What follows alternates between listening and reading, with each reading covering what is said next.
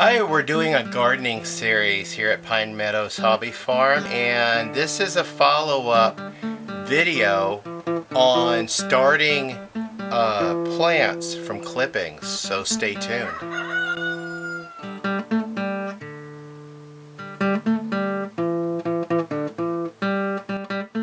Welcome to Pine Meadows Hobby Farm. I'm your host Jerry Hansen. Today we're going to be taking the next step in growing trees from clippings. We started this 6 weeks ago, and it's time to take those sticks that we started in the milk jugs, and we're going to be putting them in potting soil today. So let's do that. Okay, the milk jug, this is what the plant looks like, and this is the 6th week. And we have some growth on it. This is a black locust tree. And let me show you something. Those little white nodules, those are the beginnings of roots all over that. What we're going to do with this is we're just going to poke it right down into the soil there. I'm going to take my scissors and cut off the top so I can access it, because we're recycling these plastic milk jugs.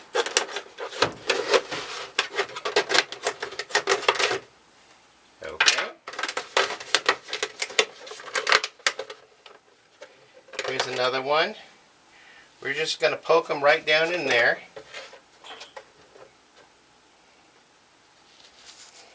Because I want the roots. Oh, look at this one. It has leaves on it.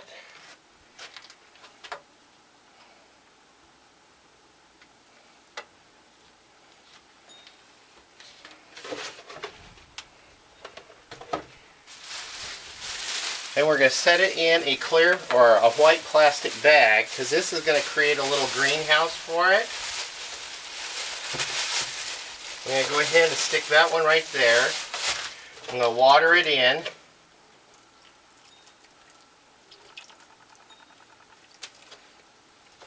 Give each twig a tug to get it seated.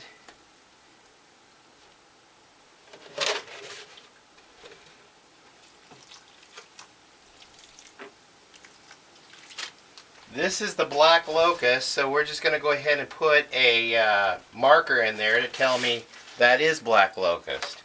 I have another carton here that has the what do you call it, the cherry plum that I harvested from the side of the road. So these are going like gangbusters.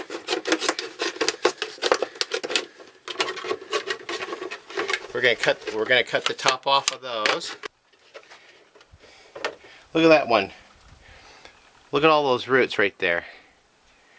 And then the leaves. We're gonna poke that one down right there. Here's another one.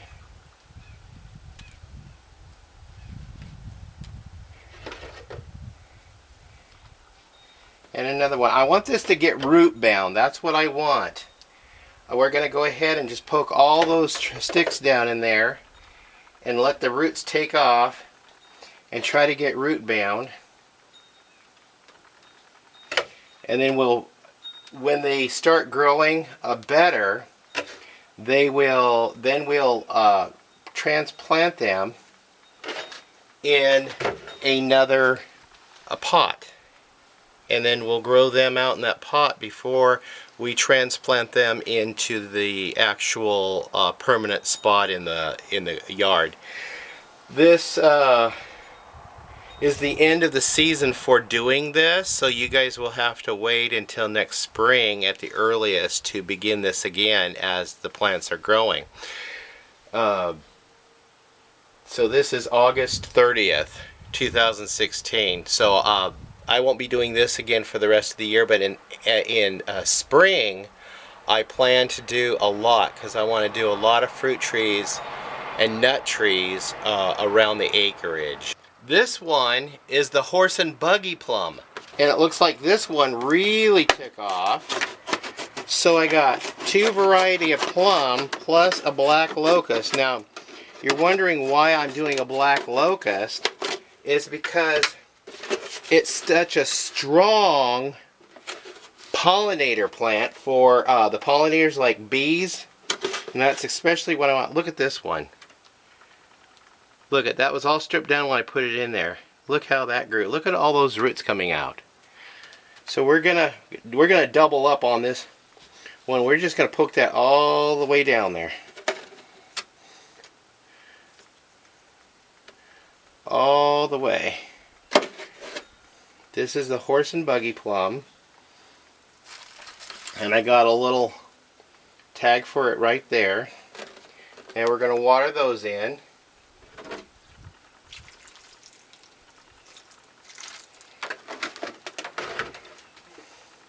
So far it's been a success. Now I also put little plants down in this little water bottle, so it just shows you different little containers you could use. You don't have to use anything elaborate, just reuse your plastic bottles that you have. So these plants I pulled from clippings. This was a ground cover.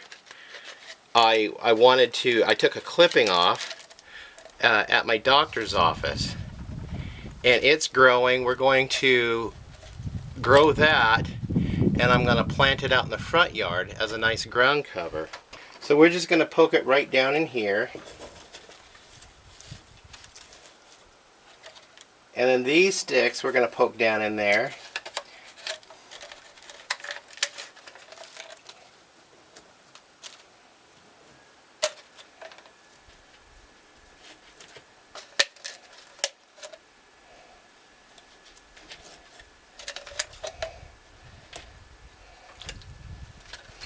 Make sure we got it well watered in.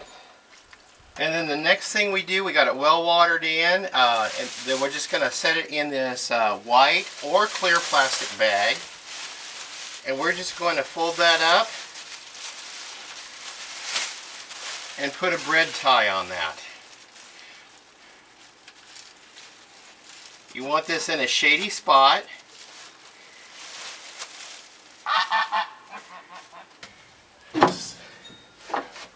So you just, we're going to revisit this in another 3 to 6 weeks. We will be into October, first week of October, when we revisit this, and I want to see how well it rooted. I will be moving these plants into the house, into a warmer environment to give them a good start. If not, I can just put them right back in that brooder and utilize that brooder through the winter, because it'll have that light in there and also create some protection and warmth for the plants to give them a good chance to just get in there, get rooted, and get going.